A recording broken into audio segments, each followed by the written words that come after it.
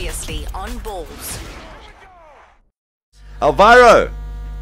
Hello. Hey, Darren and the team from Ballz Radio. How's it going, bud? Very well. How are you guys? All right, thanks. Are you still on the massage table at the moment? No. I'm off. Are you off? I'm off the table, yes. Was that just a routine, or are you having something specific worked on?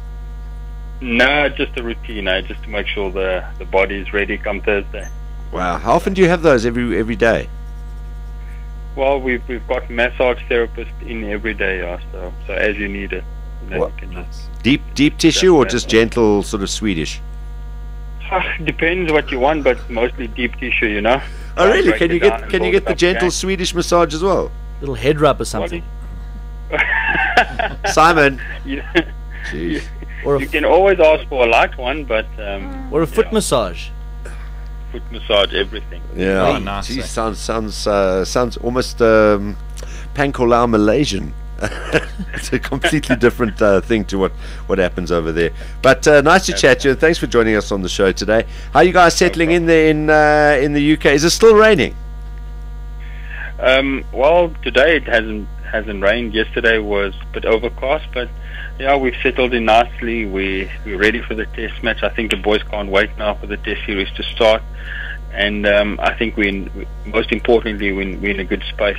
Yeah. Have you guys obviously been checking the long-term weather forecast? I mean, is there, with all the rain that's been around, is there a good chance you guys can get a full 5 days if needed in when the test starts? Playing in England, there's always a chance of rain here and there. I know that on Thursday they're predicting some rain Thursday and Friday a little bit. So, but you never know. I mean, we've played against Kent, and on day 2 there were no rain predicted. Yeah. It absolutely lashed down for the whole day. So, if we can get some reliable sources to tell us, we'll be happy with that. But at the moment, we can't really focus on it, so we're trying to focus on the things that we can. As you say, I don't think there is such a thing as a reliable weather source in the UK. Because you just never know. You just put down rain and then hope for the best. It's simple as that. It must be a bit frustrating though. I mean, to think you guys plan for a test match, and you got this little thing about is the weather going to hold out, and especially with all the rain around. So I mean, as you say, you try and take your mind off it and just focus on what job you have to do, right? Yeah, absolutely. I think it's obviously been tough for the cricketers in England this year because they've lost a lot of cricket to rain. Apparently, it's been one of the worst summers for them. So it's obviously something that as a cricketer you don't want happening. Lose time to rain, especially when it's a mouth-watering test match or test series like it is against South Africa and England. So hopefully we can get some sunshine and play most days rather than be off with rain. So at the moment we can just hope we get the good forecast, and it's also good for the spectators. I mean, it's a well talked up series.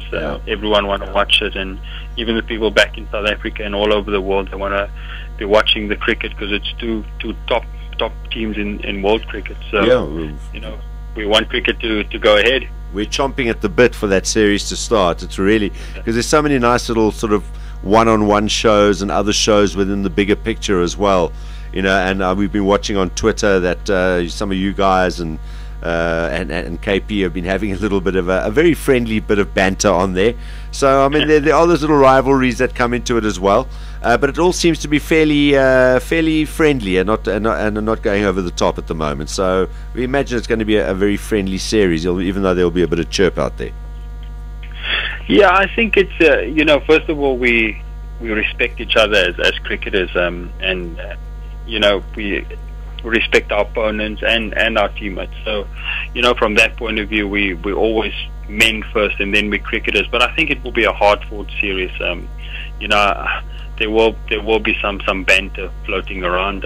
That's going to be normal in any big test series. So there will be that sort of stuff. And I think there'll be big moments in this test series.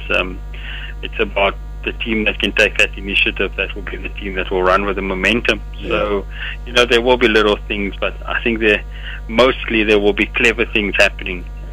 It could be a clever chirp, it could be clever some clever stuff said in the media, that sort of thing, to try and get into the other camp. So yeah, I think there's a lot of thought that went into this series from both camps, and it ultimately boils down to performance on the pitch. How have the media over there, because we know what they can be like, how have they been treating you guys? We probably think that the Australian and English media are the two harshest ones to have to handle. What has their attitude towards your side been like so far? I think what they've done is they've started probably a couple of months ago already, trying to talk up the series, trying to say that and even the ex-players, England ex-players, have come out in the media and said that they've got the better bowling lineup, they've got the world's best bowling lineup, sort of thing. And I think they wanted reaction from us, from a South African point of view, whereas we've just really sat back and we just focused on our stuff. We've done our pre-season, we went to Switzerland on our team bonding, we came to England, and there were no big fuss made from our side. We really just focused on it. And I think the media, they don't exactly know how to approach that situation, because I think they expected us to shout our mouths off and say, but in terms of statistics and that sort of thing, we are the better bowling side. But we've just kept out of it. But we all know that the English media can turn on their team as quickly as they back them. So it's just a matter of us playing well and trying to take the initiative up front, and then we know what the media can be like, and it will work against England. I'll tell you something, that our last Australian series over there, I was watching Graham's 100 documentary, and what a great job H.D. Ackerman did with that, with the interview with Graham, and he hit the nail on the head. The first time he went to Australia, there was, he took on their media. He was making comments that played straight into the Aussie guys' hands, and they just basically answered him on the field. Second time he went, didn't take the bait, and we won the series, and got the respect of the media and the people there as well. So pretty much he's taken from that series and brought that to England as well. Yeah, I think it's something we discussed.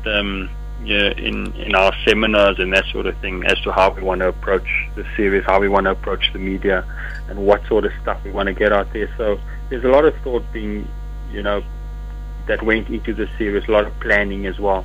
And like I said, the English media, I think they play their hand quite early, as to what they think. And we just really sat back and said we're prepared to do the business on the pitch, and not get caught up in media hype and that sort of stuff. So, and I mean, from Graham's point of view, exactly what you said. The first time in Australia, it was quite hard for him. There was a lot of pressure as well, because obviously he went out in the media and he thought, let's fight fire with fire. But ultimately, it's what happens on the field, that's where it counts most. And you don't want to put unnecessary pressure on yourself. So if we put something in the media, we want to be sure that it will help us and benefit us. And we thought this time round, it's better if we just do the business on the pitch. Alviro, given what we know about English weather and how temperamental it can be, do you think that it's going to be the pace from Steyn or from Morkel and the bounce, or will it be the line and length and the swing that's going to get the wickets over there? I think more the length will get you wickets here. I think it's a fact that Steyn will probably swing the ball. Philander will seam it a little bit, and then Morkel generally bowls back of a length. I think he's worked quite hard. In fact, I know he's worked quite hard in getting balls a little bit fuller in the right areas. So I think the length will really pick up wickets here, but swing's always going to be dangerous. And then with that new ball, I think Vernon Philander's, and even when the ball's older, just whether it's holding up an end or getting a nick, getting a crucial wicket here and there, I think he's going to be quite lethal as well. So from a bowling attack point of view, I think it's a combination of a lot of things. How we bowl pressure, whether it's with pace and bounce or whether it's with accuracy. It just depends on situations, but I think a bowling attack in the whole, you have to have that variety, and I think both teams have got that. I think as we were saying to Vernon a little earlier on, Vernon's bowling average, test average, is about 14 at the moment. I think he could come back from the series with average about 10 or less. Really looking forward to seeing, because he just brings that new dimension in with his, as you say, with that line and length bowling, and we've got those quicks around him. I'm really looking forward to the series. Just a final one, you and Graham, do you guys sort of have your own private moments where you sort of sit and strategize as an opening pair before a test match, or do you just pretty much play it as it comes on the pitch? Well, I think the important thing is with myself and Graham is that we understand each other's, our games, and we know where the other one looks to get singles, that sort of stuff, what areas we look to play in, and it's really a situation where, on the pitch we as we go along we plan how we want to do things, if we want to go hard at bowlers, that sort of thing. So there's a lot of communication that goes on, and I think it's ongoing. So it's not a situation where we will only sit before test match for half an hour and say, right, this is the way. I think it happened in the last 2 weeks already, where we sat down and we spoke, and whether it's at practice, whether it's in a practice game or in the middle. So there's a lot of chatting and a lot of planning that goes into it as well. Yeah, but we understand how we want to play and how important the opening partnership is for our test side, especially against the world #1 team at the moment. Yeah. For now, only for now. For now, yeah. Yes. So should England either draw or win the series, they'll stay on top, and if they were to whitewash us, then we would drop to 4th in the rankings. Why are you bringing that? That's not going to happen. No, it's not going to happen, no. But I just wanted to ask you really about Ballz. I mean, the whole incident's very, very sad, but I'm sure that it has brought the team together and united them. Has it? It has. We went to Switzerland and we went on this team bonding thing, and it was fantastic.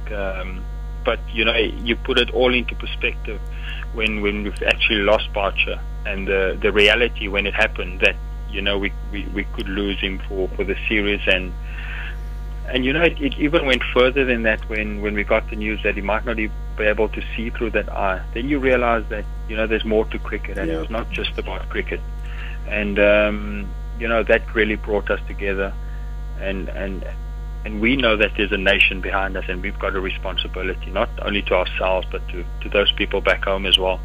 So that really brought us together, the Ballz incident, and in a funny way, we've spoken about it that we don't really want to say we will do it for Ballz, we'll do it for Ballz, because there's a lot of people that really support us, that wear their hearts on their sleeves, and we want to do it for every single South African that support us and for the team. But I really think it had a massive impact, the Ballz incident, on how we're going to move forward. Hey, listen, the Bulldog, the Staffy, he doesn't give up, and he's already talking about playing again. Don't be surprised. You might pitch up in time for the 3rd test, so don't count him out. You know what he's like. It's really good to hear him talking like that as well, and it also says a lot about the depth of our cricket, that we can have a guy, we've got Tommy over there as well, but having AB also there who can keep, he sort of already is filling that sort of high top order batting role, and you've got the likes of an Albie Morkel you can bring in, who can bring you so many different options as well, so that at least you can have a look at where you're playing, what the situation is, and you've got so many different options that you guys can pick from still, even without a guy like Ballz there, which is actually fantastic for our cricket. Definitely. I mean, before the series started, people questioned our tail and that sort of thing. And all of a sudden now we've got a guy who keeps in AB, and we can still play a batter at number 7, whether it's Albie Morkel or JP Duminy, and both of them can still bowl as well. So our bowling lineup gets strengthened and our batting lineup gets strengthened. So we've got some depth, we've got some options, and that's the good thing. I think with the South African Test team at the moment is that for the next couple of years we'll have lots of options moving forward. This is probably a question you'd have to ask AB, but do you foresee a problem with him keeping and focusing on his batting and having to lead the side? Not the Test side. Not the Test side. Sorry. No. Well, in Test cricket, I can't really see a problem. The only problem will probably be in his mind. If he wants to do it, he'll be fine. And at this stage he's forced to do it, but also he wants to do it. So we're pretty happy with that. We're pretty lucky that he's that sort of player that really wants to do it and really wants to do well with the gloves, and we know what he can do with the bat. There's no question about it. So we're in a lucky position that we find ourselves in at the moment, and I think he'll do really, really well for us. I just think it'll be a really tough for him, batting, keeping, and then still going every day afterwards to go to the Abbey Road studios to record an album there. I mean, that's just such a lot of work for him. I think he gave up singing at the moment, so it could be for a couple of years. Or when, not if, but when you guys win the series, I'm sure you'll start singing again. That's for sure. Yes. Alviro, it's great to chat to you, and all the best. We really, I tell you, everyone is so amped. It's so great to see, and it's going to be so nice because I know we're going to switch on our TVs day one, and there's going to be full house, first day, first test. Lots of people in the stands, hopefully a lot of sunshine as well. We look forward to seeing you and Graham striding out there to open the proceedings and making a lot of runs. May you guys both make plenty of runs in that series. Fantastic. Anytime, guys. Thank you. Thanks, So Alviro. much, Cheers, buddy. Bye-bye. Okay. Bye. Alviro Peterson joining us on Ballz Visual Radio today. We the best on 3. 1, 2, 3. We the best. 2 p.m. to 6 p.m. Mondays to Fridays live on Ballz.co.za. Ballz.co.za.